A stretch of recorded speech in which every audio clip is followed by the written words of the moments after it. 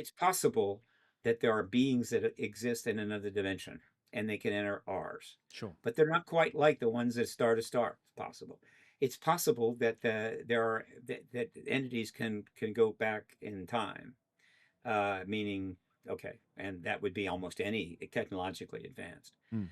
So it's possible that we have presences here from all three locations. Thank you for joining me, Steve. Very excited to chat with you. I want to start with, obviously, you've been talking recently about Disclosure Day. I haven't seen it yet. I heard you said it was amazing, so I need to go and watch it now. I'm curious what it's been like from your perspective, because you've been in this game for quite a long time. What has it been like on this journey? I'm curious if you could start with kind of the beginning of your journey. How did you get into this in the first place? I made the decision to get into it in 1995, late 1995, and Mm. it was just I wanted to do something that maybe had a little more meaning to it. I wasn't particularly pleased with how my life was going, Mm. and this issue had always been there for me. And I read a few books. I'd always occasionally read books about it, but I read a very significant book by John Mack called Abduction: Mm. Human Encounters with Aliens. And he was a Harvard professor, Pulitzer Prize winner, incredible man, a huge country. He'd done many, many things. He had a coalition, I think, that was involved in a whole bunch of projects. And I was so impressed. I'm thinking, this is time. It's time. This thing is about to develop. It's about to happen. After all these years, I've been waiting for the government, to just say something, but no, they didn't. So Mm. I made a decision. This is what I'm going to get into. Mm. Fortunately, I was able to have a door that was available because I was willing to volunteer. So I went and worked as a volunteer for about 4 months for John Mack's organization, Mm. and it was fine. I met my first contactees and just felt like I was involved. Great people, wonderful people. But 4 months is about all I could do as a volunteer. I wasn't a fit for the research because I'm not a researcher. Mm. However, I've spent a lot of my life in Washington, D.C., and I did some activism, days gone by. And I came to a key conclusion that has never changed in the last 30 years. And that is that the reason that the world does not know the truth about this phenomena is not a matter of proof. Mm. The researchers, citizen researchers, using their own money, had proven it many times over with books and documentaries, uh, and a great deal, huge amount of research. So what's the problem? The problem is political. It's a Mm. political issue, Mm. a national security matter that had been virtually embargoed from the American people, and because they're our allies, went along with it from the world. Um, and until that political issue was resolved, we're not going to get the truth on this. Mm. And so I said, okay, I'll be a political activist um, on just this issue. Great. All right. Yeah. So who cares and who knows? So I arrived in Washington, but I had a plan, and that within a couple of days, I actually registered. It cost nothing. I registered as a lobbyist on the issue. Put in the information, filed it, knowing that the Washington Post was going to see it at some point, Mm. Mm. and wonder who in the hell is this person? Why is he registered as a lobbyist on a matter of an extraterrestrial presence and sequestered technology from crash vehicles and so forth? And oh yeah, they read it. They sent out a reporter, did a very long article, big photo, put it in the Washington Post first front page of the business section, which is like the number two page. And suddenly I had some credibility. Suddenly I was at least legitimized at that point. I really couldn't do any lobbying. No one was going to talk to me. Mm. And you don't, if your issue is not important and you go pestering people who really don't want to talk to you, pretty soon you have a rep on the hill, and people are fleeing in all directions. Yeah. However, I had that position, I had that cred, and I knew that I might not be able to lobby Congress at that point, but I could lobby the media because it is a great story and it had been covered, but always with tongue in cheek, never with real seriousness. And so I engaged the media extensively, generated thousands of articles, nearly 600 have been written about me in one way or another. I have a few I need to catalog, but so the media. just engaging it constantly, and then finding ways to advance the issue. Now there are a number of lobbyists that are registered. I think mine is lapsed. I think I need to renew it. Uh, and that's how it began. And the issue was transcendent. I knew how huge it was. I knew the implications, and they only expanded as I proceeded in this. As the years went by, I saw it in even a bigger picture, and I realized this is the most important issue in the world. The implications are almost beyond measure. It will be a paradigm shift of unparalleled significance. And so I said, okay, I'm doing this for the rest of my life. I'll be doing this up until the last day. Now, if we get disclosure, well, What else are you going to do? relax a little bit, but Yeah. there's plenty to do in the post-disclosure world if I'm still around. And I hope that my colleagues who have put so much time and effort and written these books back there will be able to participate in the post-disclosure world and not be shoved aside. And that's kind of one of the projects I'm going to be focusing on if we do get disclosure soon. It's fascinating that you started with John Mack. I only learnt about him recently. I'd heard of, because he was involved with Betty and Barney Hill. Is that right? Well, not exactly. No. Don't think so. I mean, knew about it. Okay. And Well, he was involved with abductees then, but from what I've learnt about him, he's met quite a few people who had quite negative stories of abductions. He's met both, but he was approached about this issue. He had been encountering things because he was working with veterans, I believe, that had PTSD and so forth, and this was kind of coming up. It kind of got his interest. He made a couple inquiries. I know he went and met with Bud Hopkins, and he realized this is serious. This is very likely real, worthy investigating. And so he proceeded to do that. Harvard was not happy about that. In fact, they tried to cashier him, frankly. But he weathered that storm. He was a hero. He was ahead of his time. He had courage. He was a great man. Haven't been too many John Macks that I'm aware of, though it's getting easier for people to get in the issue. And the fact that he had a terrible accident in England and died soon was just one of the most awful things that I've dealt with in the 30 years since I got into this. Yeah, it's fascinating because within his research and speaking with abductees, it does feel like kind of what you said. The Overton window, the mainstream has sort of shifted now to talking about disclosure. They're talking about it in Congress. The news is talking about it more widely, but it doesn't feel like they're talking about the fact that there could be a negative side to disclosure. It sounds like it's a great thing. There's potentially another life out there that we could contact and communicate with. And I'm curious, in your experience, in your time researching this and lobbying, is there something to be concerned about? As an activist, again, researcher. No, lobbyist. I follow the media extensively. And I'm following social media extensively. On my website, I have 17,000 articles that are linked to mainstream media coverage of this issue. Most of them since 1990, but there's a bunch going back to 47. I've got another 1,000 that I haven't linked up yet because I can't catch up.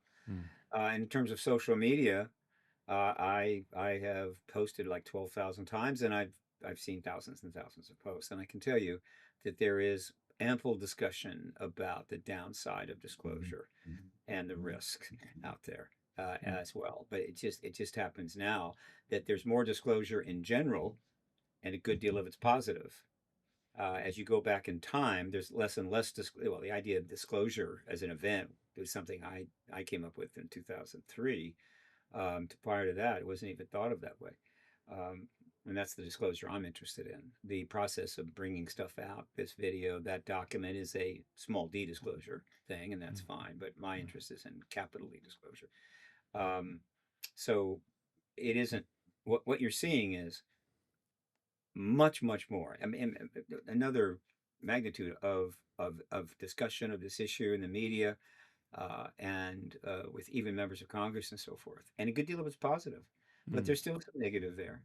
But it's shifting toward the positive. The negative was being put out there in early decades, not because the government had a handle on this issue and and knew how negative it was. It was being put out as propaganda, as disinformation in order to keep people to stay away from it. Mm. And so we were not getting an accurate portrayal from the government. And we're learning that now. The truth was not the game they were playing. Disinformation and propaganda was the game they were playing in order to maintain as much secrecy as possible about their engagement of these entities, the technology that they were working on that had come through crashes and other ways. And that's still technically the case, except that these efforts are collapsing, and Mm. it's not going to be much longer when a head of state, probably the president of the U.S., finally comes out and just admits it. Yeah, no, they're here. We've got bodies. We've got tech. Um, there's probably a lot you want to know, and I, as the head of state, is going to help make sure that you get all that information. Do you think this is actually the time that it's going to happen? Because it kind of seems like they're trying to paper over it now as well. There's all these missing scientists that people are talking about, all these different NASA and different scientists involved with potentially anti-gravitational work. We don't know what's happened to them. It feels like we're getting, these disclosure documents that come out. People get really excited, and then it's just kind of a fuzzy video from far away. And supposedly there's loads more stuff going on, and members of Congress have seen things that we haven't been able to see, and it kind of feels like I really like your idea of the paradigm clock, right? This sort of doomsday. For people who don't know, it's Yeah, similar to the doomsday clock in that we're getting closer and closer and closer to midnight, which is disclosure. And I sort of worry that this is fizzling out with everything else that's going on in the world, and that we're just going to fade back, and it'll be another 20 years until we have this discussion again. it isn't. Mm, Let me update you. All mm, right. Um, First of all, the um, the process, uh, this end phase of the embargo's history starts around in 17 with the New York Times articles and some people coming forward that had worked in the military intelligence complex, and it's been steadily moving forward ever since, relentlessly. And it's passed one milestone after another, and a lot has come out. All right. mm, Uh, so overall, it's excellent. We're making tremendous progress very fast. The public awareness is growing rapidly. The media coverage is off the charts, etc. Now, mm, was the end of the truth embargo 80 years on one of the most cherished, highest level classified realities the government has ever had to deal with? And through everything they had at somehow holding off, confirming it to the world, going to end, cleanly without some issues? Of course not. mm, It was going to be difficult. But compared to the previous 73 years, the last 71 years, last 9 years have been extraordinary.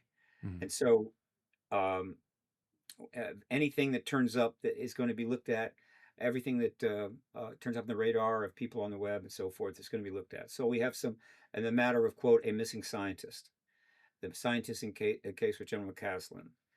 And it's a very significant matter. He disappeared, shouldn't have, and he had substantial connections to this issue at the highest level. And so his rather unusual disappearance is a big red flag. mm. The internet, of course, took that and blew it up. I mean, that's what the internet does. Of course. There are lots of people that have worked in the military intelligence complex and or in research that die. Some Mm, commit suicide. Given that there's tens and tens of thousands of such people, that's hardly surprising. The internet allows you to go search and find this and that and what have you. The issue of wet work has always been kind of there. It's always occasionally discussed. Wet work is the word is used for when intelligence has to, how would you say, deal with somebody mm, with prejudice, and there will be blood, and that's why they call it wet work. So it got out of hand.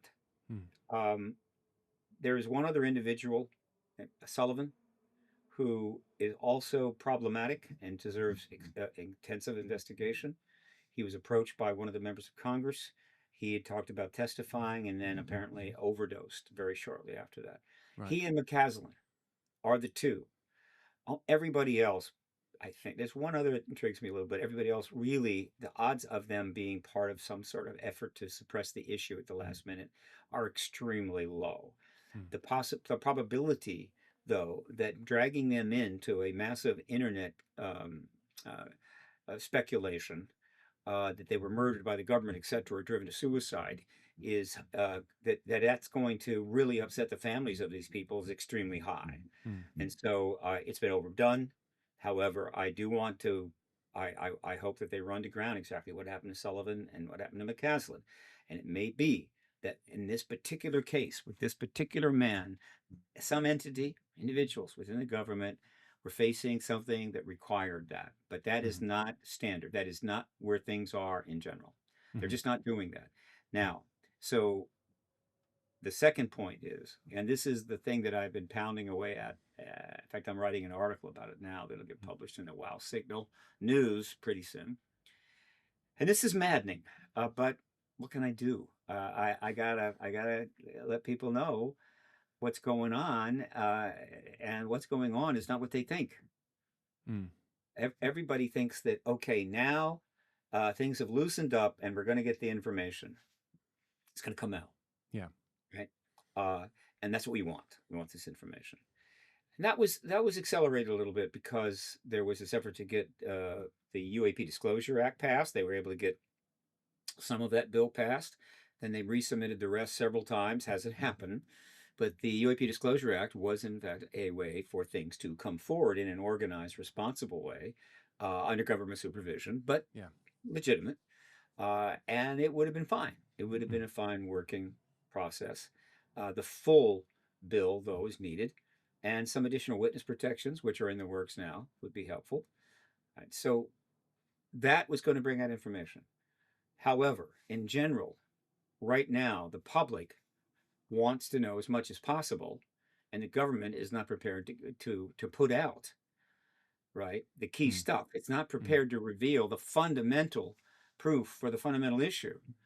Are there ETs here?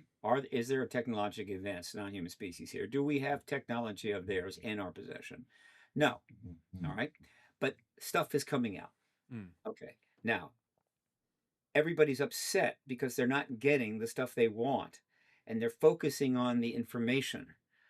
In fact, what they're missing is the process underway is not about, oh, we can finally tell you this and we can finally tell you that.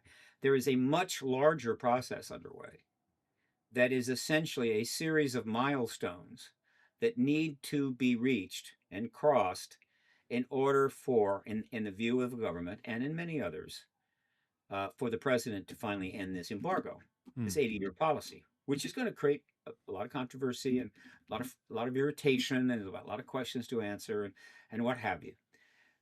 Even the good guys within the military intelligence complex want it to be done responsibly. They want it to be orderly. They want to minimize the risk of unintended consequences, and so forth.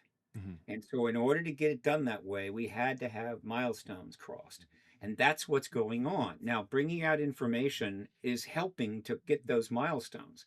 So the information is much less important than the milestone. So when someone testifies in front of a hearing like David Grush, what he says is important and interesting. And people are going, well, why didn't he say this? Why didn't he say more? Why did he hedge here? Why did he hedge that? I want it. What they don't understand, what was more important was that he testified at all, that we had that hearing. And the next hearing, same thing, right? What was important is we had another hearing and then a third hearing, all right? And what is important is not so much what was in the UAP Disclosure Act, is that they passed a UAP Disclosure Act. Actually, they passed several pieces of legislation. Those were all key milestones. These things are needed. They have to happen. And as these milestones are crossed, the public awareness goes up, the media gets more involved, makes it easier to get the next milestone. Right. That is what is going on.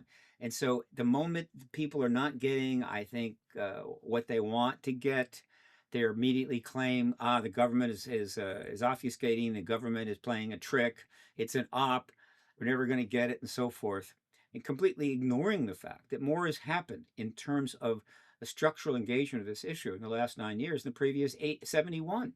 And it's moving at a very rapid pace. The creation of the task force on declassifying federal secrets, which is going to focus on UAP, certainly among other things, right? The details were less important than the fact they set it up, right? They actually did this. Yeah. And so all of these things are creating a circumstance where our president can decide to confirm, Mhm. not because he stumbled into a room one day that nobody knew was unlocked and found no, but because the platform on which to stand for him to do this is now pretty much built. Mm. There's the awareness is there, the involvement of Congress, the involvement of even the DoD, which was recently tasked by the president to get information out. And when they brought out some files, people say they're not good enough, missing the point that at no time in the past had the president ever ordered the Secretary of Defense or War, whatever he's called now, Mhm. to actually declassify files and put it out. Mm. That is a major milestone.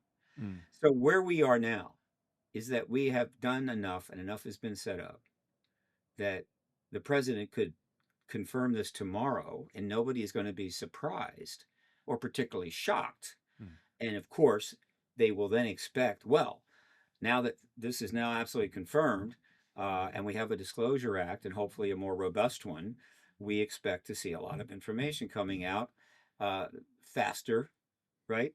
Mm. Perhaps, Hopefully and better. it will happen, and it Mm. will happen, and they'll still be irritated because the best stuff won't come out right away, but all of it will eventually come out, and what will come out will be substantive.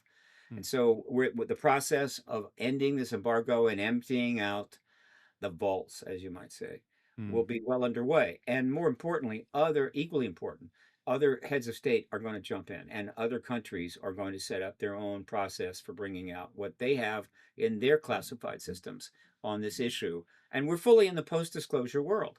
So where we are now is that the only obstacle to our president disclosing tomorrow is that he is tangled up, the country is tangled up in some very difficult, complex, dangerous situations, which are obviously going to have to require attention and focus. Um, and we all know what they are, Yeah. right? Both domestic and foreign. And so, not surprisingly, this is not quite ready to end. However, I could also say that the things that are going on that are upsetting us, that are upsetting our allies, uh, would benefit greatly from disclosure, Mm. not because it's a distraction away from it so much, is that disclosure being the greatest paradigm shift in history and a monumental event, I think it has the power to influence the decision making about these other matters so that it takes a different course as Mm. opposed to the traditional course, which always ends up in Yeah. war and more dead people, right? Mm. And so I don't see disclosure happening as hurting in any way what is going to or not going to happen in Iran or the Gulf or in our elections or even in the Ukraine, whatever. I don't think it's going to hurt the ability to resolve them, but it might help them. But it certainly will provide a very significant accomplishment for the head of state that finally ends this embargo. And if it's our president, then that accomplishment and that legacy goes to him, which can be then converted into influence and power and so forth. But if he doesn't disclose, he will not get that. Some other head of state will beat him to it. And I've given that message out in probably 300 podcasts in the last year or so. I'm not able to get on the really big ones where you kind of know a lot of the members of the administration will probably hear it, but I've been on enough that probably one way or another, I think this message is getting to him. Our president is running out of time to achieve perhaps the greatest legacy of any president in terms of an specific act that they have done and ending this truth embargo and confirming to the entire world that we are part of a galaxy filled with a hell of a lot of life and we are being engaged now. Mm. We know a lot about it, and all of that could be revealed to you tomorrow, and the future could be quite different than you expect. Mm. Mm. Okay, well, you spoke about some of the obstacles there. From what I've heard David Grush and, for example, Gary Nolan talk about, is one of the other obstacles is that Trump, for example, doesn't have access to the vaults. That the vaults might be, well, they most likely are levels and levels above classified. And now there's all this talk about immunity Mm-hmm. towards weapons companies, right? I don't know if we're going to see that happen anytime soon. I've not heard anything discussed about it in the Supreme Court that potentially, if It's we an do issue. have any sort of It's an craft issue. or retrieval, I think that's quite a big part that needs to be played. Why do you think you were talking a bit there about other leaders in other countries? Why do you think other countries haven't disclosed yet? If supposedly the crash retrievals in various Hmm. countries, you know, if you've seen like James Fox's work in Brazil, there's quite the big one there, and obviously that was taken back to the US. But these things have happened in other places. So why is there somehow seemingly some secret network that's all agreed to retain this until now? Well, again, secret network. Again, see, that's getting into an area that I don't think is reflective of what's Well, going there's on. some sort of I, agreement, isn't there? there There's is been an agreement not to disclose anything until there now, is so a there is some sort of a network. I believe it's a tacit agreement. Sure. So what do I mean? I've been asked this question. That's the number one question I'm asked. I think it's one of the top two. No one knows for sure because they are not giving any statements about that. Mm. But there is a common sense logic to it. The United States formally, well, I guess you could say, the United States initiates the embargo when General Ramey, under the orders from President Truman, says that press conference, turn it around, give another press conference. I mean, the press release you put out, you got to turn that around. And he did immediately that evening. Held another press conference to try to just put the kibosh on any thinking about ETs or whatever, due to the announcement that they had that vehicle. They hadn't found the bodies yet. If that had gone into that press release that Blanchard authorized, Mm. well, could have been a different matter. So it kind of begins there. Mm. Now, it's 1947, which is 2 years since the World War II has ended. The world is in a huge upheaval. There's been massive losses, great destruction. More importantly, the Soviet Union comes out of that war not as our friend, not as a friend to the West or Europe. Unfortunately, it's one of the great tragedies.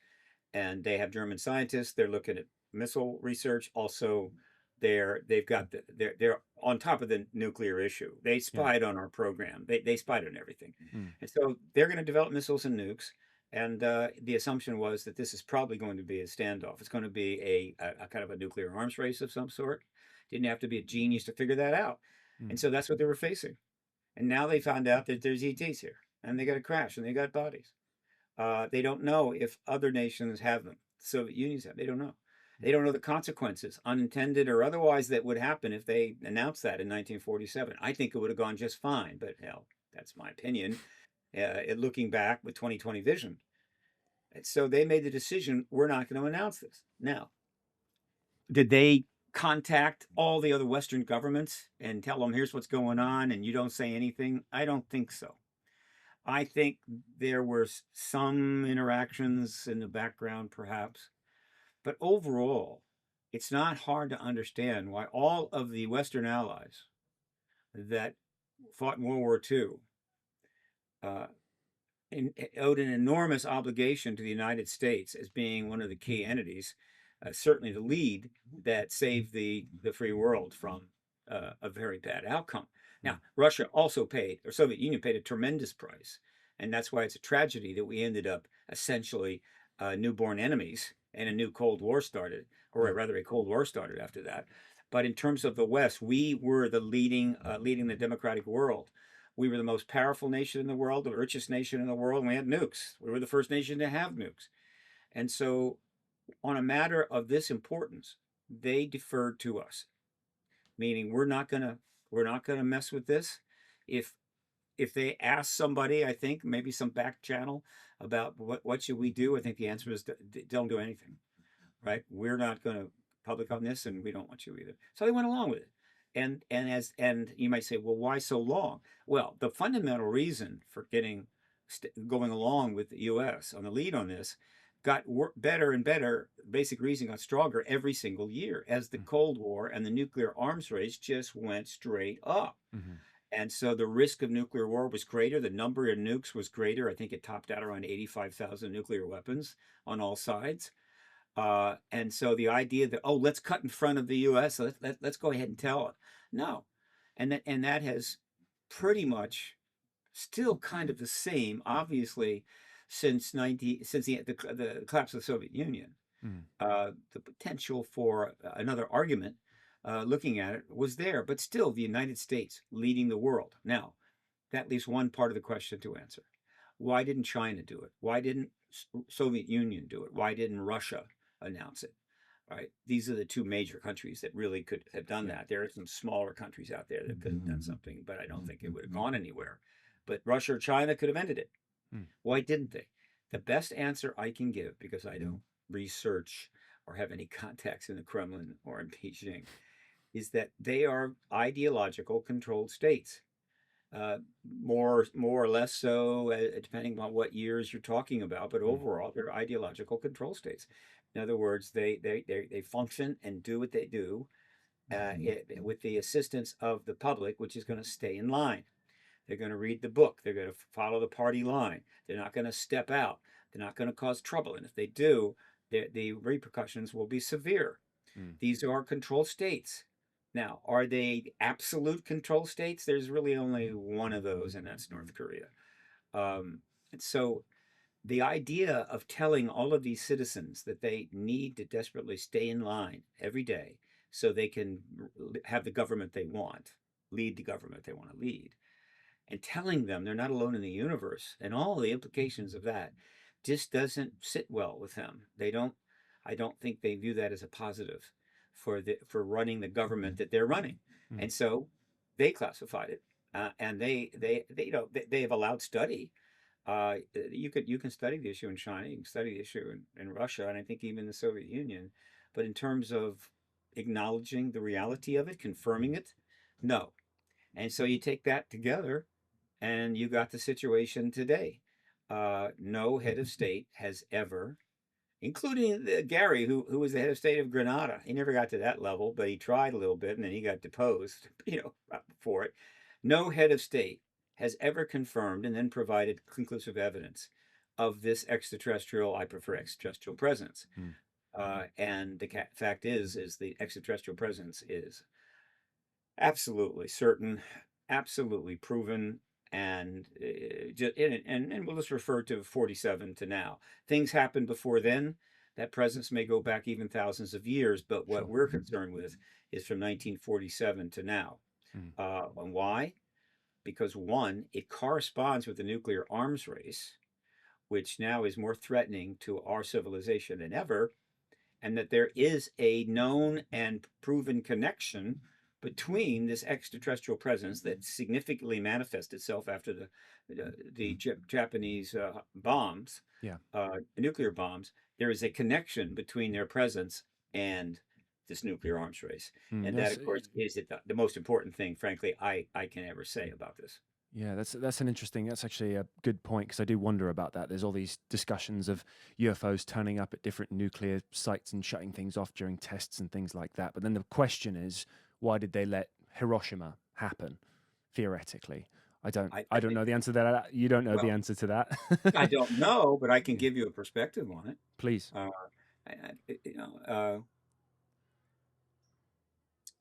Let's assume the ETs have been generally paying attention to us for thousands of years. Sure, they're depicted on cave walls in other countries, and children have seen them hundreds of years ago. And but maybe not all the time, right? Come, go, what have you. Sure. I mean, we were not all that interesting 3,000 years ago, frankly. We started getting interesting around 1900. Absolutely. That's when the technological breakthroughs started, and they've never stopped. And so more has happened technologically in this century, or in the last 125 years, than in the previous 10,000. So we really became not only a threat to ourselves, but also just more interesting and more capable of interacting possibly with other entities. Yeah. So they're watching this. Let's say they're starting watching it in 1900. They see the development of nuclear science and quite a few other sciences and technologies, and they're watching that. Then maybe they watch World War I, which is unbelievably ugly, awful, dirty, killed huge numbers of people, and they're going, well, that's not good. And we made more weapons, better airplanes, better ships, and then they saw another war. Right, there we go again, killing tens and tens and tens of millions of people, destroying massive amounts of property. So they clearly understood that we are becoming very sophisticated, high technology, and we're just as violent as we've ever been. Sure. We just take the tech, create even more violent weapons so that we can have even more wars and more destruction. But how far will we go? Mm. Would we wake up? Would we realize we need to stop doing this? Mm. Right? Because it's really no one's winning on this, Mm. right? Mm. The It's just old getting days you worse. might win an Yeah. empire for a while, but now nobody wins.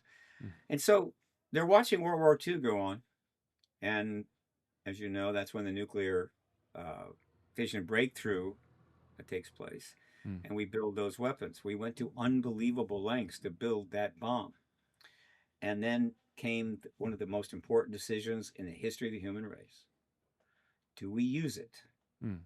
on people to end the war? Now, this is the very end of the war. The war in Europe is already over. Mm. The war in Japan was collapsing. The Mm. Russians were coming in from the north. Japan was almost certainly going to lose, but the Japanese were highly ideological Mm. and amazingly willing to sacrifice themselves for the empire. And so they had a decision to make: drop them right offshore, drop one in Tokyo Bay, which would do a lot of damage, but not Mm. too much, or drop them on cities. Mm. There was a substantial back argument. There were substantial back arguments going on, including substantial input from none of the Manhattan uh, Project scientists. And Yeah. all that's written up in the Pulitzer Prize winning book, The Making of the Atomic Bomb by Richard Rhodes. Mm. So they made the decision: drop it on Hiroshima, drop it on Nagasaki. And they watched that happen. And what was the message that they got? Is we're not changing, that we are incredibly violent, and we developed a power of this magnitude, and we dropped it on our own species, mostly men, non-combatant men, women, and children, and vaporized them. And so it was, I think, for them a clear message Mm. that we weren't going to change course. We were going to become incredibly more destructive as we got more technology, particularly in the biological areas. And we were a threat to ourselves, which would be a kind of a waste of a nice civilization. But then also, because they've been around, Mm. right? They they, Mm. they they know a lot. They were able to project out these technological curves, right? Whether it's in nuclear physics or biologics or space travel. Mm. And I think they had a good idea of about when we would reach the point where we could, in fact, travel interstellar, like Mm. they do. Mm. I don't believe they're from the future. I don't believe they're from another dimension. They're interstellar, but whatever. I think a lot of that's thrown out there by the government or encouraged because it's a distraction, but whatever. Yeah. And the moment we go interstellar, they know what we're like. Yeah. They know how we conduct our affairs. If we're willing to drop atomic bombs on our own species, we sure as hell are willing to do it on some other species, less developed, out there. And so it was time to intervene. And thus they accelerated their engagement. And suddenly these craft are turning up around a lot. Obviously, you didn't have people, hundreds of millions of people, cameras, didn't have the kind of media we have, but they were getting reported. The Mm. total number of sightings that took place back then will never be known, but it was a lot, and it kept escalating from that point. And I think it's more So, than people know now as well. There seems to well, be it's always, yeah, sure. thousands of these things all over the place. And like, you're not just going to go out and see one in the sky. But if you follow, I imagine you know Richard Dolan's work on Yeah. UFOs and USOs, and these things are absolutely all over the place. So it seems like, if Yeah. anything, they've ramped up. So the question is, why are they all over the place, but why are they not interacting? And theoretically, I guess you could argue they are. You've got Stephen Greer and you've got the C5 sort of things, but they're not Yeah. coming down and speaking to us. And I'm Okay. curious why you think that Because might be. that's They're just not on, watching. that's not on the menu. That's not on their agenda at this point. Mm. They have escalated their presence. They've allowed themselves to be seen. Mm. They seem to be interacting with some CE5 type events, right? Mm. Meaning they don't just happen to be seen. I think in some cases they show up to be seen. I guess. Mm. We know that, again, it's not part of the congressional engagement of this issue because they're not ready for this yet. But the fact is that the contactee phenomenon is true, and they've been doing a lot of that. So that's a pretty substantial engagement if you're one of the contactees. Mm. But in terms of engaging us as a civilization and just get to the point, they're not ready yet, but they're getting there. Mm. I think they're closing in on it. Mm. And they've sent messages that turning off of the nukes is about as strong a message as you can imagine. Mm. Turning them into launch mode, putting them Mm. into launch mode before then shutting them down again. That's an even more powerful message. Mm. They did it here, they did it in the Soviet Union. So there's something going on here that's pretty profound, and I believe it's leading to Mm. uh, disclosure and formal contact, open Mm. contact. Mm. Uh, why does disclosure have to happen? Um, Obviously, if the heads of state of nations have pretty much all established and confirmed their presence, and take a year or so, and everybody's on the internet googling UFO, UAP, and just Yeah. every doc they can see, and just totally absorbing it, which they would be a massive learning curve, be pretty Yeah. cool. That at that point, an open contact engagement would not be shocking, Mm. be interesting, Mm. somewhat exciting, but it would hardly be disruptive. It would be anticipated. And I think that's where this has always been going. Open contact. I'm not saying that, millions of them land and start hanging out. I'm saying that they're in open contact with governments, and we are aware of that, and we are being informed of what is being discussed. Mm. That Why governments is the question. That's the thing that people sort of ask. Why would they bother coming down and speaking to the president as opposed to the average person? Again, I didn't say coming down and speaking to the president. I said engagement, Engaging with. open contact. It would come in Mm. a number of ways. They could open up discussions with a number of governments. Mm. Uh, Maybe the head of the state would be involved, but also there would be a lot of others involved. In other words, there's an exchange of information going on between them and governments, probably Yeah. the most important. Leading somewhere. I have my own thoughts about what they would talk about, but Mm. uh, and that to me is the next step. That's what follows disclosure, Mm. right? And then the question is, what are those discussions going to be about? What is it the ETs want? All right, because they obviously want something, Mm. and what are they willing to share? Well, I mean, these things have all been speculated about for years, um, and I think these are reasonable speculations, and so this is where this is going. And all I can say is that I can't give it specific reasons why their agenda is what it is, but it's not hard to ascertain generally what the agenda is. They have done a lot of things that you can assess and connect that seem to describe what appears to be an agenda leading to something. And open contact obviously is the logical thing. Now, some would say, oh no, once we disclose, then they take over. They Mm. invade and they take over. Mm. But that's not based on any real understanding of the issue. It's just gets you a lot of clicks. Yeah. I don't see that, and I don't know hardly anybody in my world that sees it. No, there seems to be no evidence to point to that. There's really like the work with Skywatcher at the moment, where they're playing out a sort of frequency and they're summoning them, sort of like a CE5 event, but without the remote Sure. viewing aspect. It's just more Mhm. practical and technological. And it seems like no matter how close people get to these things, fighter pilots, whatever, there's just no contact whatsoever. Have you been to any of the CE5 events with Stephen Greer? Because I'm fascinated by them. One a One. long time ago. Mm. Yeah, Did anything another one happen? I where it was at wasn't Stephen Greer. They're interesting. I don't need to do that. I don't need to see one. I never really have. A couple things in the sky were somewhat intriguing, but I've never had a significant event or certainly contact of any kind. I don't need that. Um, in fact, it's actually helpful that I haven't had that. But I think I've heard enough from enough people to know that these orchestrated efforts to attract attention, occasionally they do create some interesting outcomes, Mm. which is good. I hope it's true Sure. because nothing bad happens, Mm. and the people are excited, and so forth. And so that is part of the overall acclimation aspect of this. It's been going on for a very long time, right? But it's never been, I think, as focused as it is now.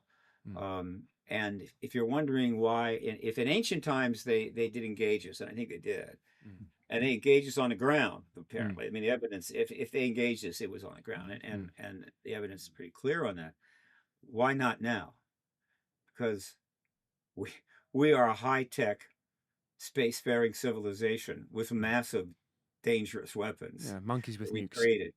And the ancients were just, hanging out, making a little progress, build the odd pyramid, Mm. not a threat to them, and not, you know, too great a threat to each other, though there's plenty of wars and plenty Mm. of slaughter. Mm. Totally different time. Yeah. Uh, this they couldn't do now, or have chosen not to do now, what they've done, possibly done thousands of years ago. And I'm looking forward to hearing more about that. I think in a post-disclosure era, we actually may get some information that helps to confirm some of this ancient engagement, which is amazing stuff if true. Mm. So uh, that is uh, kind of how I parse it out. Mm. Mm. When you were working with, you said you were working with John Mack in the 90s originally.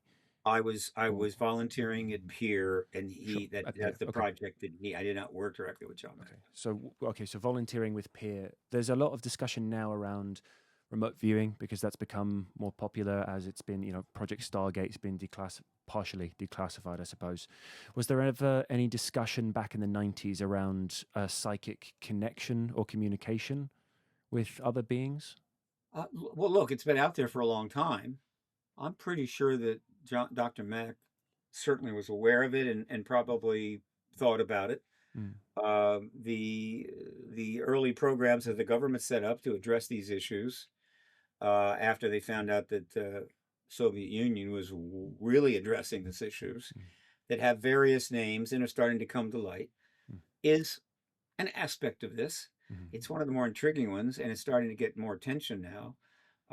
But to make it real simple, the U.S. government and I think that the Soviet Union back in the 40s, if not a little sooner, knew they were here, had bodies, maybe, and I think living ETs, Yeah. and they also had the ability to interrogate contactees that they knew about. In Mm. fact, there were probably contactees within government, Mhm. right? Some high-end lieutenant general contactee, whatever. They learned at some point these ETs were fully telepathic. They could communicate with humans, put ideas in their head, put images in their head, and they Yeah. could also extract information from the humans. Mm. We couldn't. The humans could not turn it on, turn it off, but Mhm. they could do it, which Mhm. meant that we had the fundamental mechanisms to engage that way, right? And that just raised huge issues, Mm. implications. Okay, if you're a national security person, defending us against all enemies, foreign, and it's absolutely an existential thing because you've got nuclear weapons and the Cold War is underway, and and now you're starting. That these extraterrestrials are telepathic. What if that our enemies had some of these ETs in their possession and learned how to be telepathic, studied it, so that they could be telepathic? Well, now you've got an enemy that can read your mind. That's not good. Mhm. And so they started looking into these aspects, and as they got into them, they started to look even deeper. And before you know it, we're talking not just about telepathy, but the companion remote viewing, Mhm. which is to me even much more astounding and significant than telepathy. Mm. And so they've been studying that. I think John might have known about it. Don't know if he got into it much, but that's coming out now too. All Mhm. right, it's out. It's being acknowledged. It's it's not confirmation of the ET presence. It's Yeah. confirmation that the government did a lot of exotic research on areas that involve the power of the human brain. Uh, I don't think the government's too upset that that's getting out there.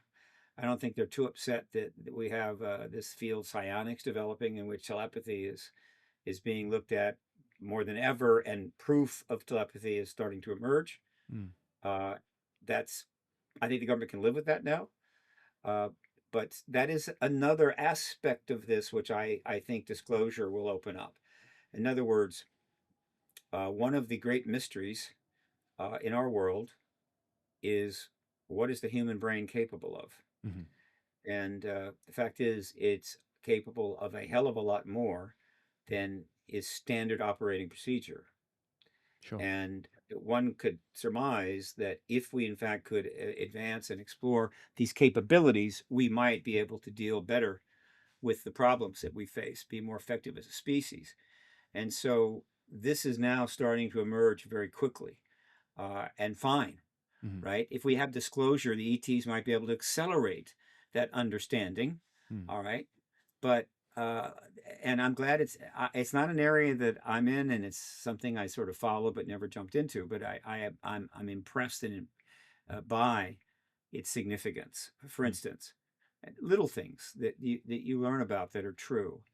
An individual who has a serious brain injury immediately thereafter starts playing the piano, Mm. even though they've never studied the piano, or speaking Italian and they've never studied Italian. Sure. How is that possible?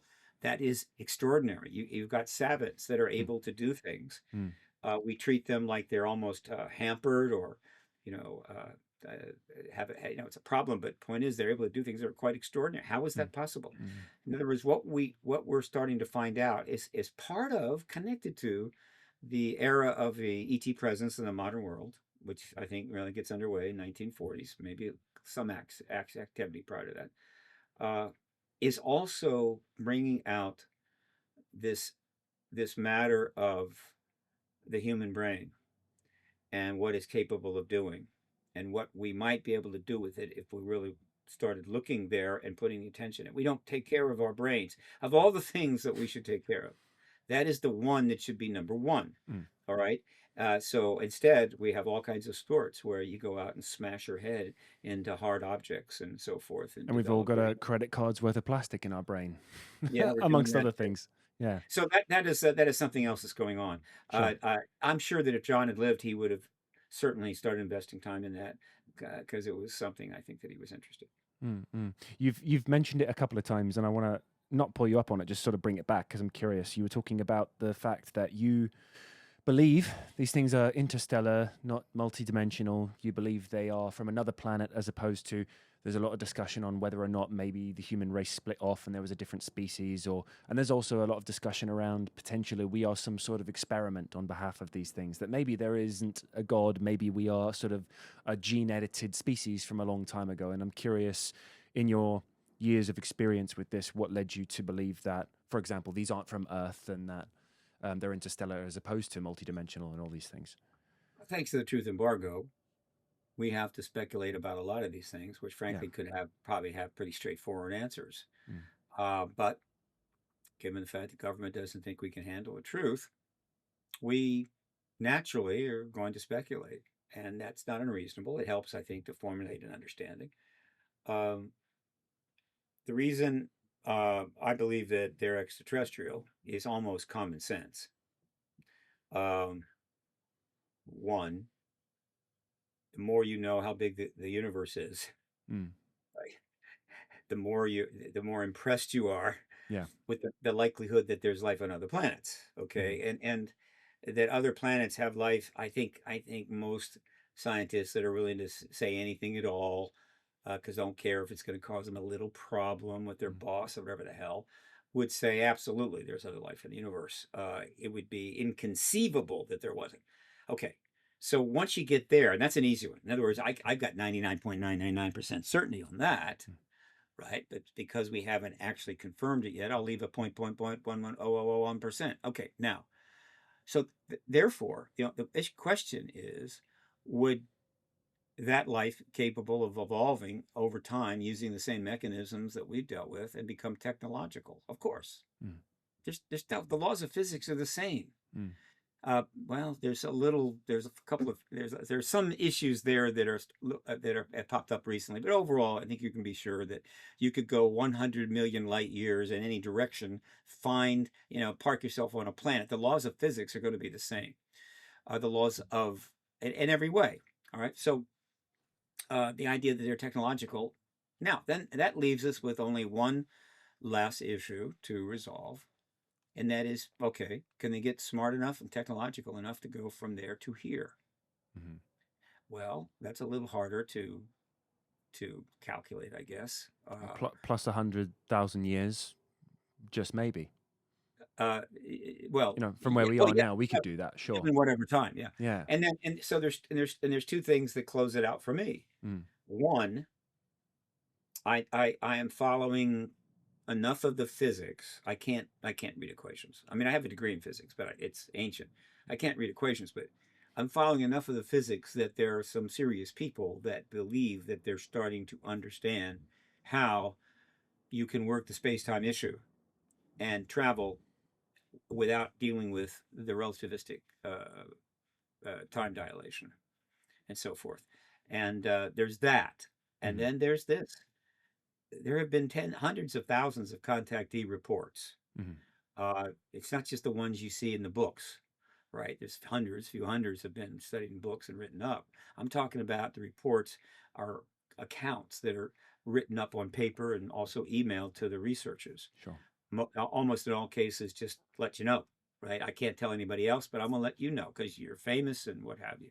Willie Strieber, I think, has referred to a couple 100,000 that they have gotten. His wife read them all, uh, and but even just the ones that have been studied and published in books, it's not.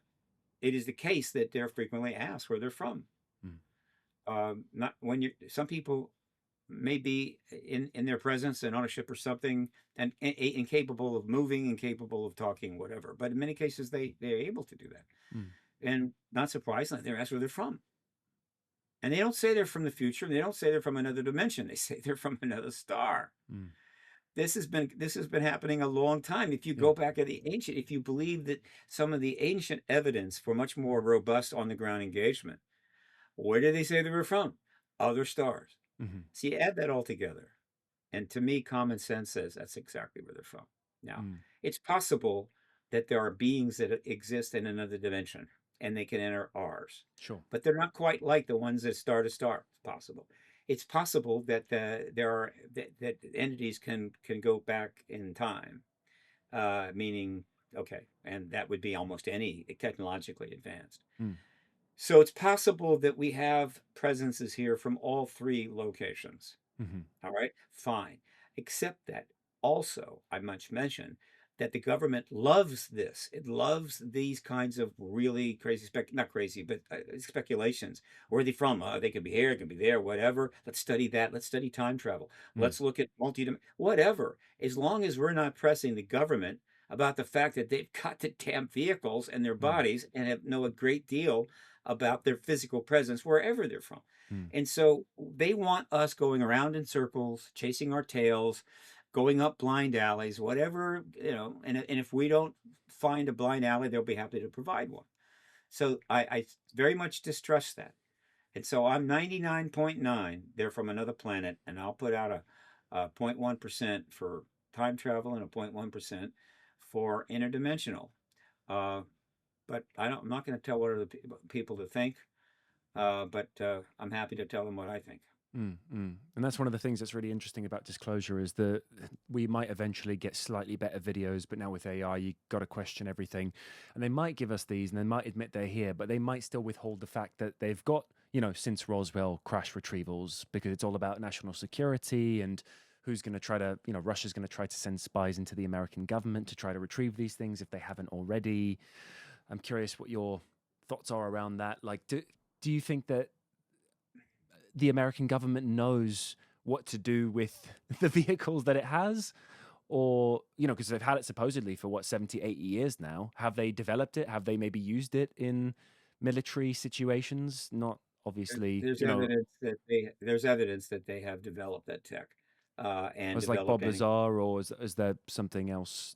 that I'm Well, that's a piece about it. There's much more better evidence than that, that they sure. have in fact developed some of this tech. That doesn't mean they develop it all, but they have had some progress. Mm, They have multiple vehicles. They've spent billions, if not trillions, of dollars on researching them and trying to re-engineer not only the tech but science, learn yeah. the science and so forth. A lot of that's being done by defense contractors. That's coming out as well. It had 80 years. I'm sure they've learned a great deal, but we're Mm, not allowed to know what they've learned because, well, we can't handle the truth. So, and these are, and you mentioned some of the reasons why they maintain the truth embargo. There's a long list. I gave you the fundamental reasons: nuclear arms race, yeah. national security. Um, but that's over. The truth embargo is collapsing. It's collapsing around them, and they know it. The milestones keep getting passed. Hmm. It can't be reversed. You're not going to be able to make all the witnesses and whistleblowers, not the same thing, disappear. You can't pretend the hearings never happened. Mm, You can't go and erase from the internet the tens of thousands of mainstream articles that have covered this without prejudice, without stigma, and in many cases very assertive and positive. You can't do that. mm, They can't undo the statements from members of Congress, matter of factly on camera, that we have vehicles and bodies. mm. Right? So it's collapsing. Yeah. I mean, The you only could thing that is certainly special. run over that information with just more news, what people are talking, right? This endless news cycle, right? You could just let out a little bit of information and then carry on. And you could, I imagine what is likely happening in part of the, I can't remember his name. There was a really famous guy who worked on behalf of the government to discredit people who were interested in UFOs. I'm forgetting his name at the moment. There was a documentary Well, about him, but there's one person that did a little of that. I don't know if he's the level you're talking about. Is that Richard Doty? Doty, yeah, He, he's come forward, but that he's a small player, right? sure. But we know that they The like these information. people exist, right? So Oh there's, yeah, no. The information managers of this issue, or the yeah, managers of the truth embargo, did everything they could to maintain this embargo. yeah, And if that included putting out false information, if it could hiring people to play skeptic, whatever they had to do, mm, they did it. Did they do nasty stuff, wet work, like is now in play again? Talking about that in the early days, maybe. In the early days, this was super national security. mm, All right, we were the only nuclear power. The Soviets were about to become a nuclear power. We knew about ETs. Somebody got all worked up about it, excited, and wanted to talk about it, and they couldn't control them. That person may have had a bad end. But I think eventually that stopped. mm, And for most of the last 80 years, it wasn't happening. But as we get to the end here, as the truth embargo is closing out, where people are going to be coming forward and saying some pretty interesting things, yeah, and we're going to learn about this and that. And there are people out there that would prefer we didn't know. And some of it's going to be unpleasant. That's why amnesty is in play. That's why truth and reconciliation is in play. I expect there'll be legislation there. Anna Polina Luna has already made a case that she's going to go full out amnesty, mm, which is fine. But that's not necessarily covers wet work. mm, But nevertheless, that's truth and reconciliation. All of that um, is going to be part of getting this information out. mm, But I call them the truth embargo managers. We don't know who they are, uh, but it's more than one. It's a system. It's complex, and those that want to simplify it into some, you know, pyramid and one person controlling it all and all of that, it's just not that simple. It never will, never was. It is a extremely well managed and successful program that has managed to maintain a lie about something that is virtually happening worldwide, in the air, in space, and underwater. It is what I call the truth embargo. That's the phrase I came up with around 2001, because UFO cover up was a bad phrase, and activism needs good language. Bad language does not help you if mm, you're trying to be an activist, right? And so, truth embargo, the UFO cover up had UFO in it, which was a stigmatized term, and it's saying the government's covering it up. It's basically an illegal act, and so you're constantly harping about the illegal things the government's doing, and that just makes enemies, closes doors. And so, truth embargo Embargo, by the way, can be a legal policy. Hmm. Embargoes Yeah. are legal ways to conduct war. Truth embargo gets away from that, and that's why I came up with it.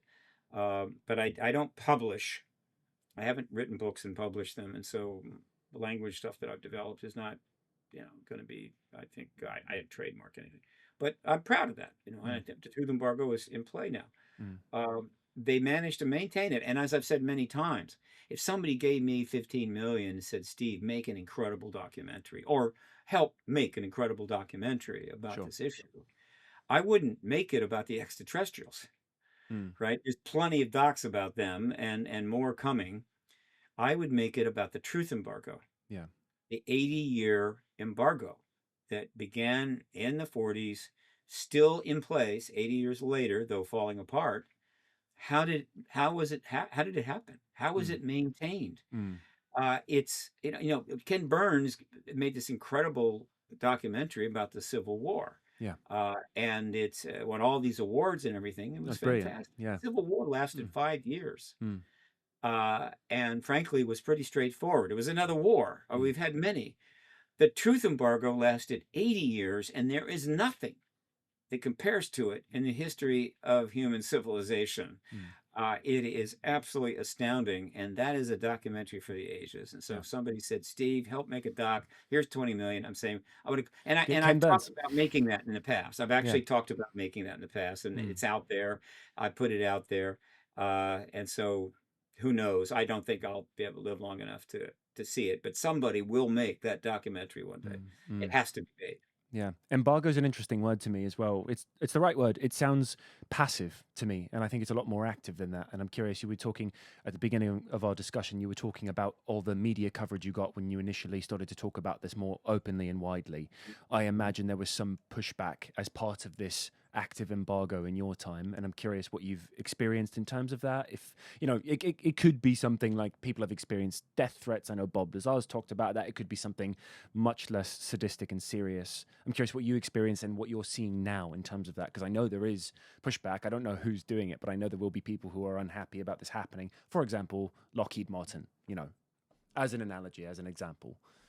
Yeah, well, they pushed back over the eminent domain clause, and also and tried to gut the European. That's pushback. I Yeah, personally have been lucky. I had not conducted myself in a way that the government would get twitchy, really twitchy about. My phone was tapped for a while, but no big deal. I don't care. mm, Um, I don't attack the government, and I have a certain understanding about why they did what they did. mhm, In terms of pushback, yeah, as an activist, one of the things an activist pretty much has to do is piss people off. If you're not pissing people off, then you're you're not not doing much your of an job. activist. Yeah, Yeah. And so, and one of the reasons you're able to do that is, unlike researchers or journalists, or certainly members of the government themselves, there's no restraint. There's no protocols you have to follow, really. There's only really one, and that's be nonviolent. But there's plenty of violent activism. mm. Well, And so, you could also argue not to release classified information. That's something Jeremy Corbell's talking about. He's got his new documentary out and potentially releasing information from whistleblowers who are involved in certain things that the government is still classified. You could argue that's a thing as well.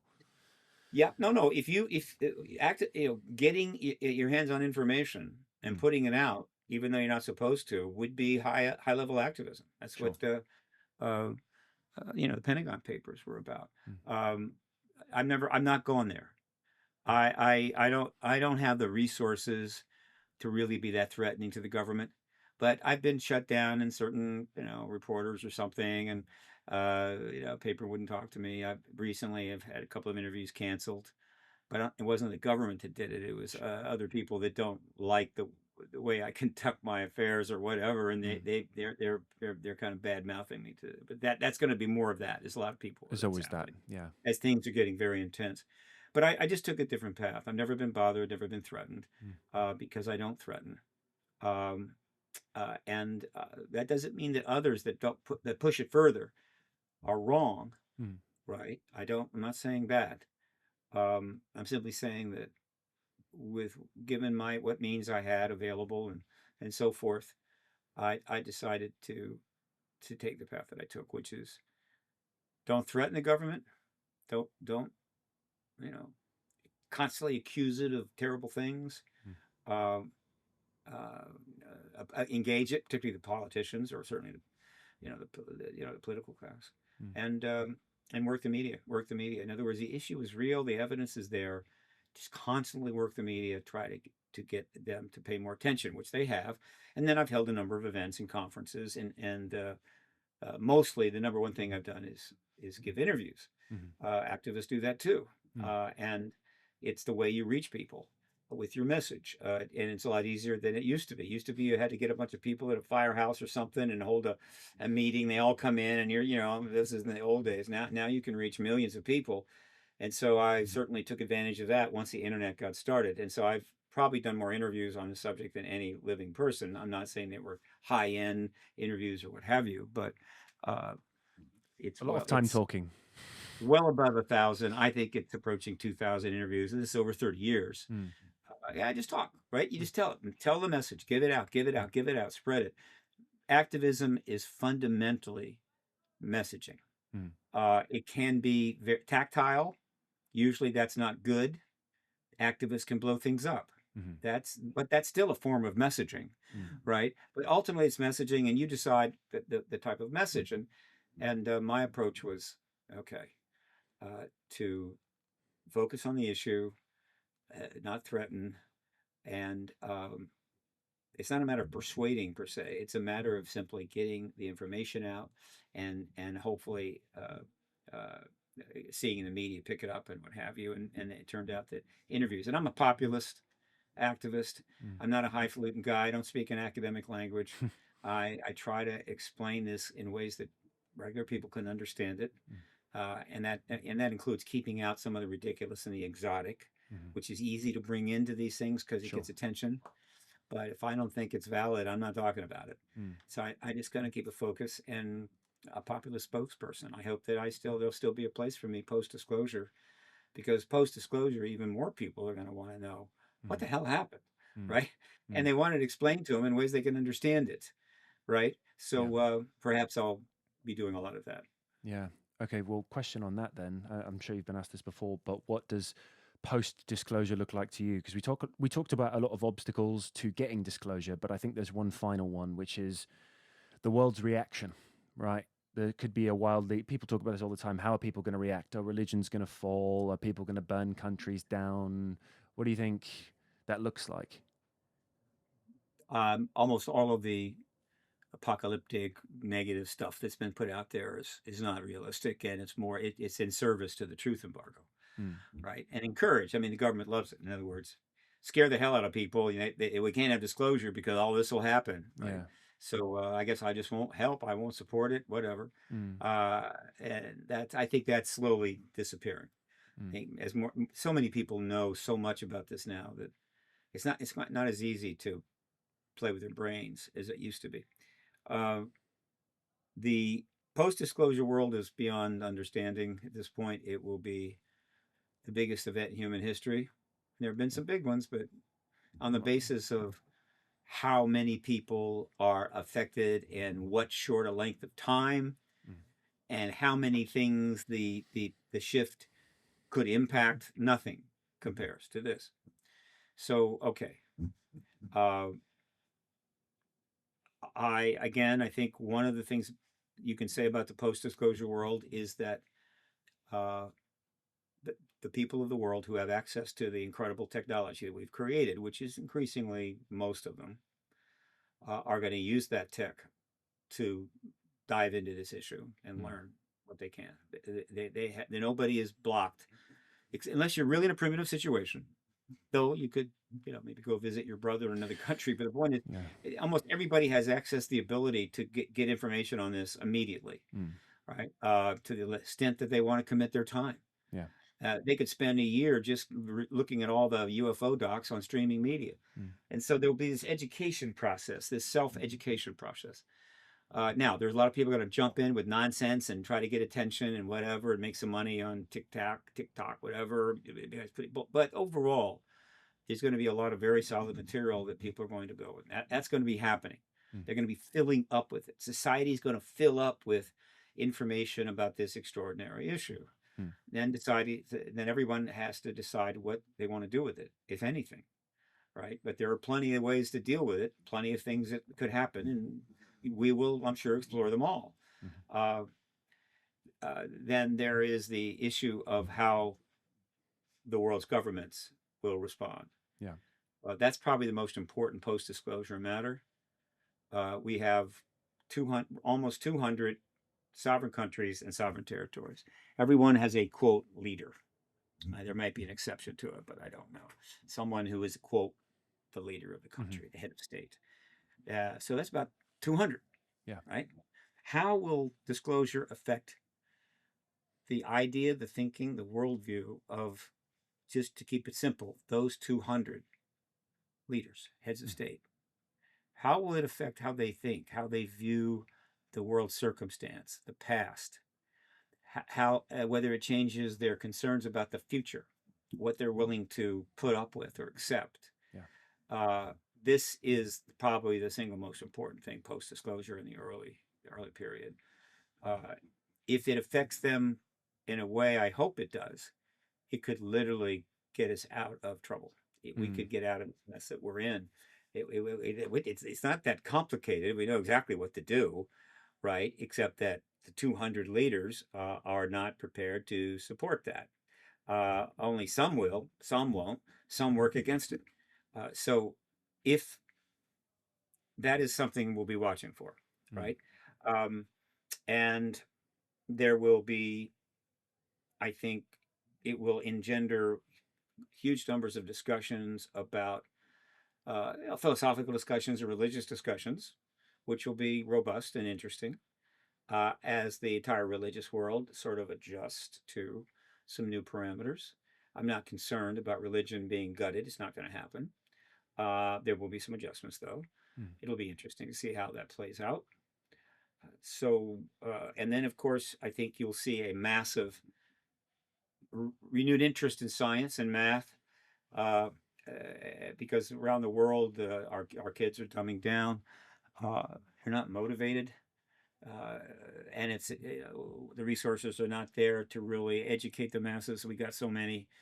I think that there'll be a renewed interest in science and math. People, we want to dive in and learn because that's how you're going to be most likely to really participate in and enjoy this paradigm shift. And it's just, so hopefully, I think that'll happen. I mean, that's a small thing. And we could go on and on and on. But ultimately, it comes down to this: the nature of the world that we understand has made a paradigm shift that we're going to adjust to.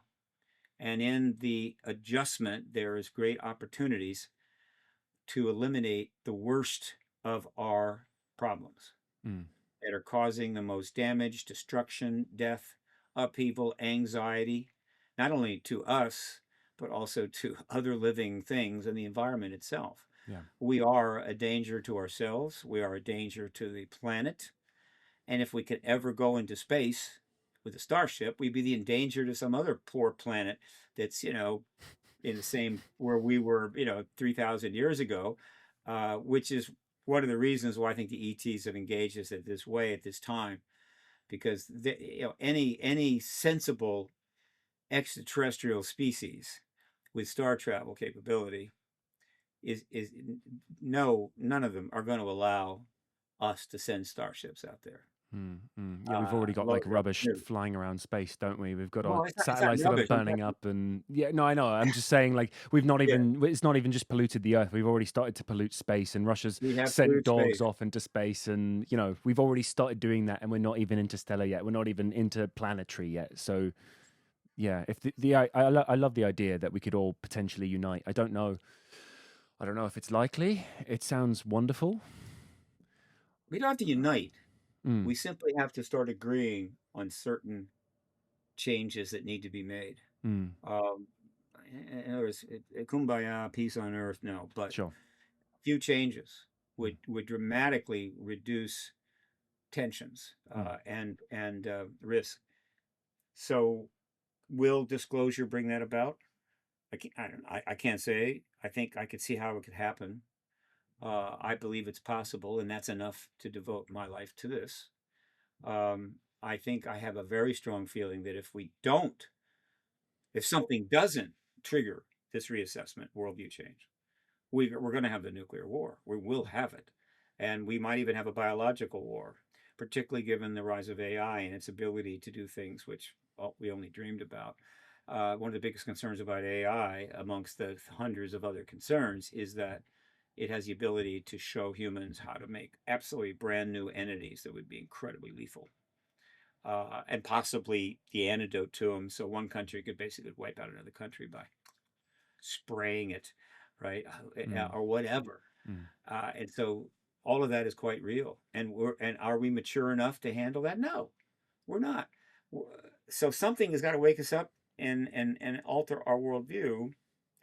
So with an AI now, it's just one more challenge. And believe me, the ETs would have been able to project that. Mm. They've been there, done that. They know quite a bit, and so they would know. Okay, as of even 1990, did I say 19? I meant 1900. 1900. Mm.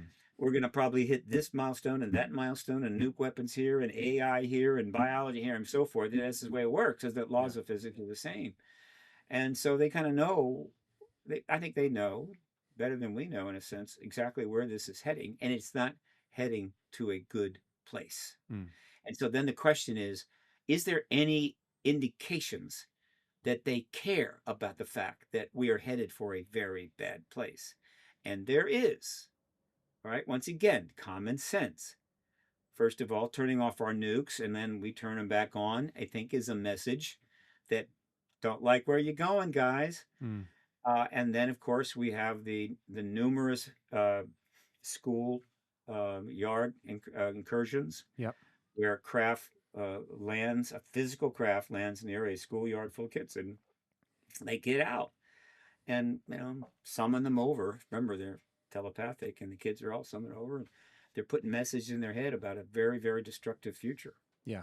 Yeah, that was in Done a Africa. I number of can't remember times. which country. It was Africa, wasn't it? Like the Well, there was one 30 in school Australia kids and and one in Zimbabwe. Yeah. Zimbabwe. Yeah. Yeah. So, but there's others that are known, but they haven't been researched. But there's Mm. more than just two, I assure you. Mm. So that's very important. But then you have contact reports. Again, those are not going to be accessible to the Congress or the big newspapers anytime soon. They're out there. There are books that have covered hundreds of them and actually analyzed them, but they actually are tens of thousands.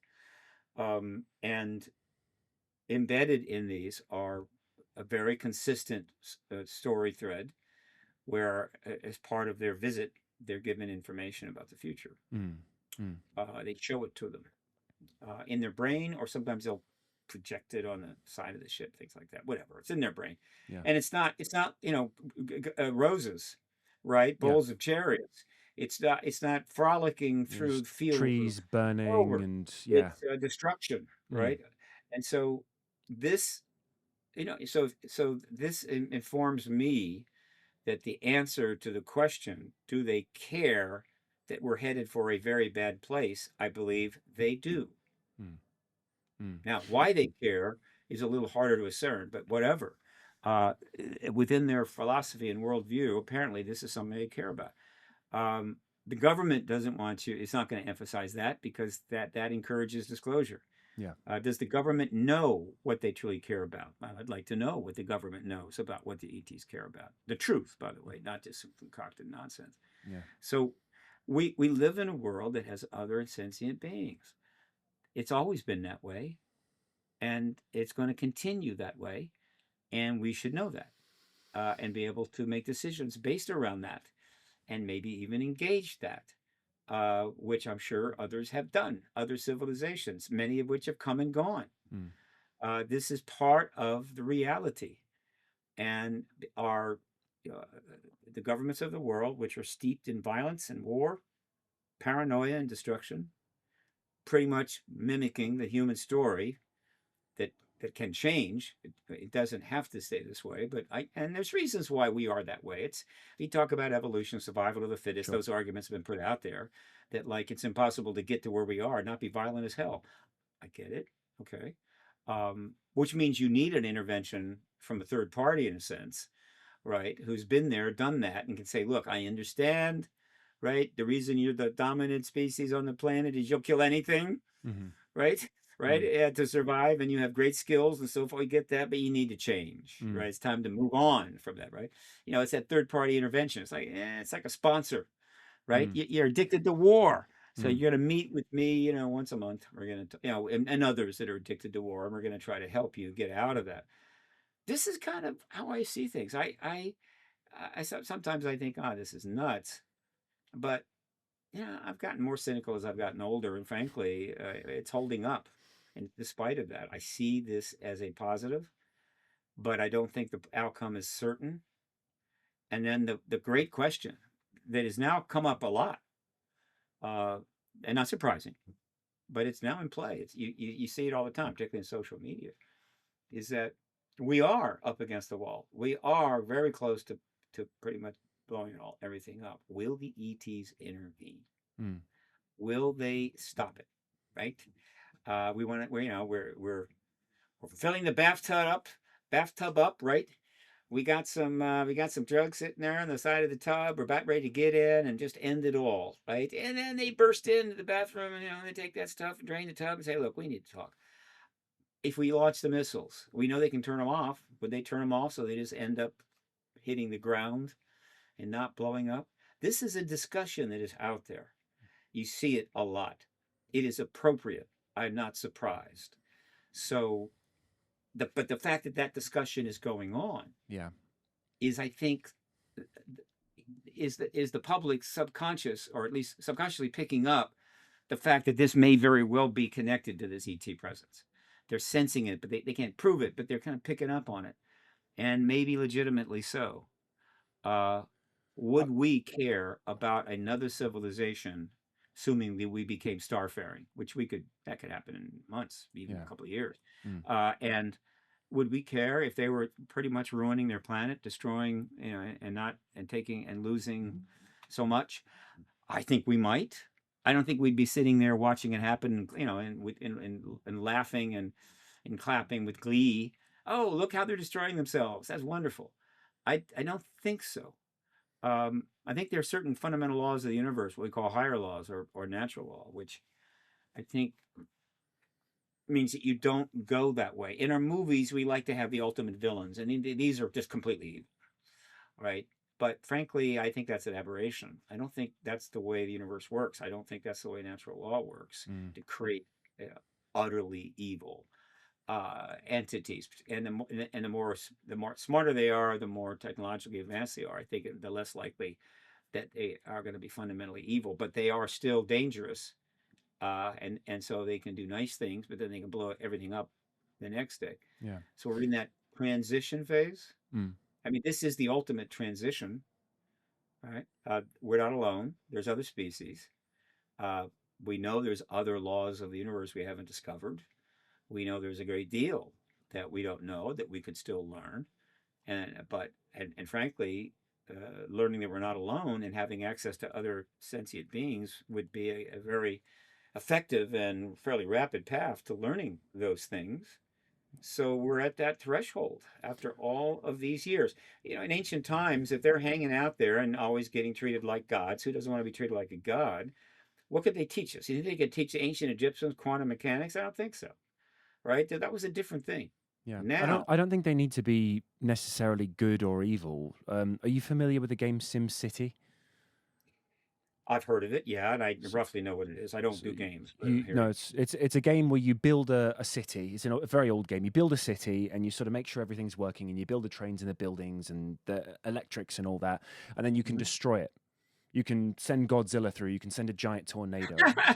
Right. And then you can burn it all down and you can restart. And there's no reason to believe that these things will come to our aid if we start launching nuclear missiles at each other. Theoretically, they're observing us to see if we do go interstellar and if we become a threat. And maybe if we bomb each other to hell, then they'll go, okay, well, that one didn't work. Fly off to the next star system and see if these guys, they're a couple hundred years behind, maybe a couple 100,000 years behind humans. We'll watch them and we'll see if it's like running a simulation, theoretically. They could see, oh, that one didn't work. Like, why do you think that theoretically, if we were to start sending missiles into Iran or Russia or whatever, that they would stop them? Nuclear missiles. Sure. Of course. There Yeah. is Well, reason to yeah. believe that they care. There is reason to believe they might intervene. I mean, it's not a totally absurd idea Mm, because of the warnings that they've given, the shutting down of the nukes and so forth. This would they go that far? mm, But I'm encouraging people, you know, rather than just sit back and hope that that's the case, do something to help move forward on this. mm. Right? I believe disclosure is critical.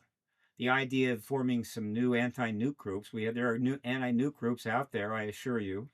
The Union of Concerned Scientists and so forth, or whatever, Yeah. and obviously it's not working, Mm, right? So, but one thing that is working is the disclosure process is going forward, and so rather than, if you're going, invest your time into possibly advancing the disclosure process as opposed to spending a lot of time speculating and hoping that the ETs are going to intervene. I understand the messianic aspect of this. That's been part of human nature for a very long time.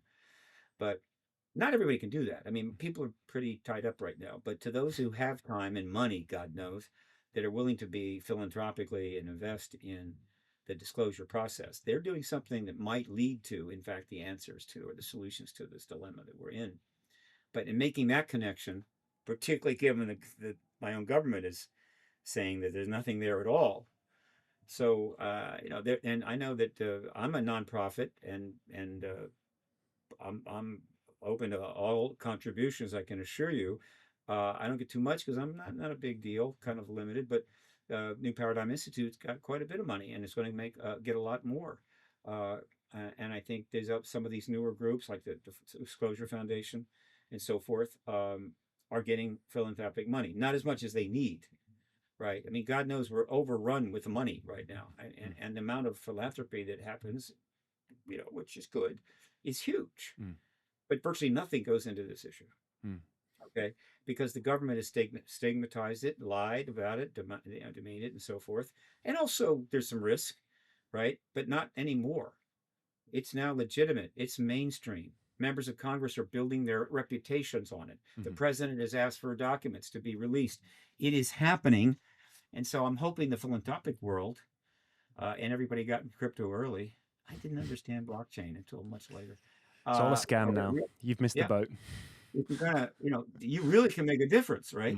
Mm, mm, Provide funds to the entities, the nonprofits that are not only pursuing disclosure but trying to work out how to deal with post disclosure, and you'll be making a huge difference in helping some pretty good people who have mm. shown that they are absolutely committed to this. So we'll see what happens there. Yeah, it's a really good point because I think what everyone's focused on right now is just seeing the UFOs for themselves. Give us the documents, show us the vehicles, but actually it's not really about that. You'll see the UFO and then the world will move on a day later, and then it's what are the results of that? And what's really interesting to me, what I thought of during this conversation, is you don't even really require disclosure for that. What you're talking about is having world governments having the kind of conversations like we're having now and that other people are having on other podcasts, on other shows. You want people to talk about this more openly and discuss what can we do about it. And you don't Yeah. even need to have full disclosure, de-disclosure, 12 o'clock, midnight, I don't think, for that to happen. It seems like it's already happening. It will certainly No, it is help. happening. It is happening. The Yeah. reason we have to have disclosure from the heads of state, until you have that, you really do not have the access Mm. as a civilization to what has been learned, what is known, Yeah. and we move on out of this embargo to a truth process. Mm. You just can't. You've got to have that confirmation from heads of state. Otherwise, it's going to be too risky for many people to come forward. It's going to be too easy for others to obfuscate. It's got to become policy. Mm. It's like going to war without a declaration of war. Trying to go to war is really a mess and would Mm. go very, very badly. No, they do it all the time. Something has to be led from the top. Yeah. And so this is what's been missing. Mm. The presidents, I think every president has known since Truman, but they just weren't prepared or able to do this. Situation is now caught up with this president, who is in a position now to do it tomorrow. Mm. And so, and by the way, whatever chances the truth embargo had to, how would you say, make it to, I don't know, 2030, Mm. right? Say go back to around 2005 or 6, whatever chances that disappeared when the podcast revolution started.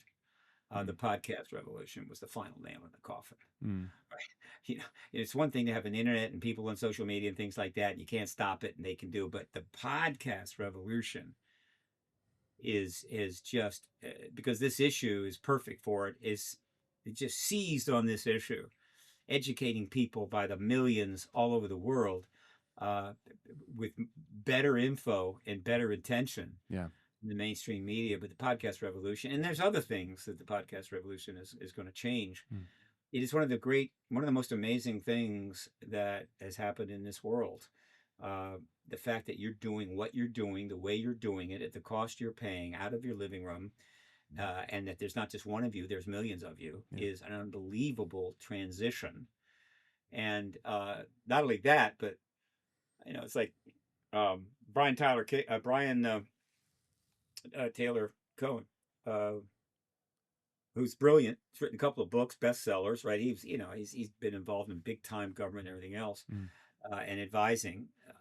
He does a podcast, and half the time he's doing it in an undershirt. Yeah. Right. Yeah. Imagine Walter Cronkite back in the day coming on to the nightly news. He's wearing an undershirt. I'm going, okay, what does that say?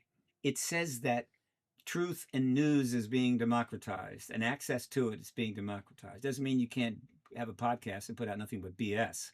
But when you've got millions of podcasts, people are going to gravitate to the ones that are substantive, valid, authentic, and so forth, and they have all these choices, right? And so you can put up some nonsense, but with all these other choices, it's not going to flourish.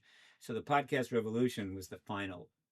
That was it. And of course, I seized on it, and I've done so many podcasts. I can't remember. Could I have a podcast? I thought about it, and I'm going, I'm just not host material. I love moderating panels, but I don't know if I'm host material. But I'm guest. I'm a guest, not a host. Maybe I'll do one someday. But when I think about being a host and having a podcast, and I look at the quality of what's out there, I'm thinking, how can I possibly measure up to that? The editing alone, my God, I'd have to have a team of people and an editor. I mean, it's all AI now. It's all a robot.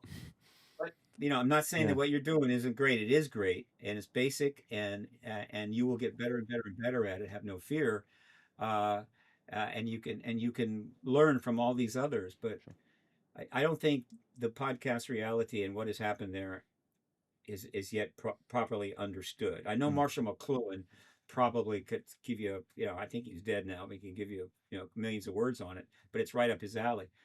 The medium is the message, and this medium, this podcast thing, is just absolutely amazing. I mean, we're seeing that, aren't we, with the sort of death of mainstream media? It's going downhill. From what I understand, and a lot of American news media are now starting their own podcasts in an attempt to sort of recreate, but it's not quite the same because they're still just throwing out the same slop sponsored by Pfizer, and everyone's going to know that it's fake, and they're just not going to listen to it, which is fantastic. There is a place called Hyde Park in London where you bring out a little box or something, and you stand up and talk, and people go down and they'll listen to this person and that person, and it's always been kind of a cute thing, and people admire it. Okay, this is that, right, on a global scale with massive reach, high quality editing, right, graphics, and so forth. It is the manifestation of that to the max, and it has changed the world. And that's why I'm so supportive. You have to have some really weird, strange, nutty podcast for me to say no. I will pretty much do almost any podcast if I think it's authentic, and even if they've only got 10 subscribers, I don't care. I want to support this movement. This is one of the things that's going to finally get this done, save us from ourselves. And whatever the issue, if your issue is anti-nukes, right? There was a time when you had to mimeograph stuff and hand it out on the street corner. Now you can go on, depending upon your credentials and gravitas and your number of degrees, you can go on podcast after podcast and talk about the need to get rid of the nukes to people all over the place, right? And so the mechanisms to get us out of this mess are in place. The question is using them effectively and getting the results that we need. I'm concentrating on just one result. I just want disclosure with a capital D from the President of the United States. Well, I'll settle for another head of state, but the president will not be happy if that happens. and I will die a very happy man. There you go. Final question for you then. Yes, sir. A lot of people talk about the fact that disclosure might not happen if not under Trump. What do you think about that? It's hard to, I think at this point, the only thing that would prevent disclosure happening, either from Trump or another head of state, would be a very dramatic event. And there's been a lot of saber rattling in Russia recently about nuking Ukraine, Yeah. a couple of tactical nukes to finally get him to surrender, things like that. Russia, there's also talk that Russia may decide to do an incursion into Poland just to make a point to NATO, things like that. Yeah. Something dramatic like that could postpone it. Um,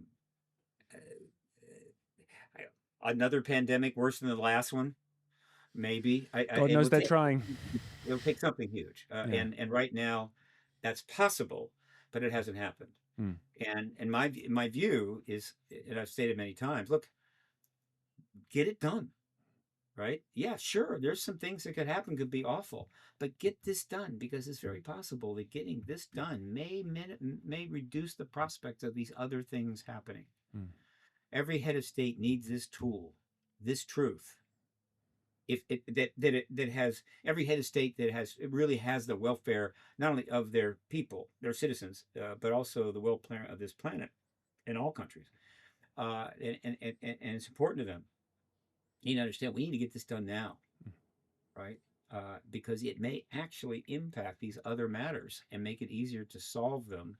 Don't make it something that has to wait until you solve those insolvable dilemmas, because you're just shooting yourself in the foot, right? Forget it. So that's another message I put out there. Disclose now, deal with it later. That's a good slogan. Get it on a t-shirt. Amazing. Well, thank you so much. Thank you for your time, and thank you for all the work you've done in this. It's fantastic looking into Paradigm Research Group and the work you've been doing, and I hope more people can hear this message, because I agree with you. I do think it's the most important message of the time, of all time, potentially. I think so. By the way, Tom, I've lived in London. I've been there a number of times. I hope to go back. Got friends there, so spread the word. Yeah, give me a shout when you're around. We can get you here in person. Be lovely to have you around. All right. Thanks Until so next much. time, my friend. Sounds Bye. good. All right. Bye.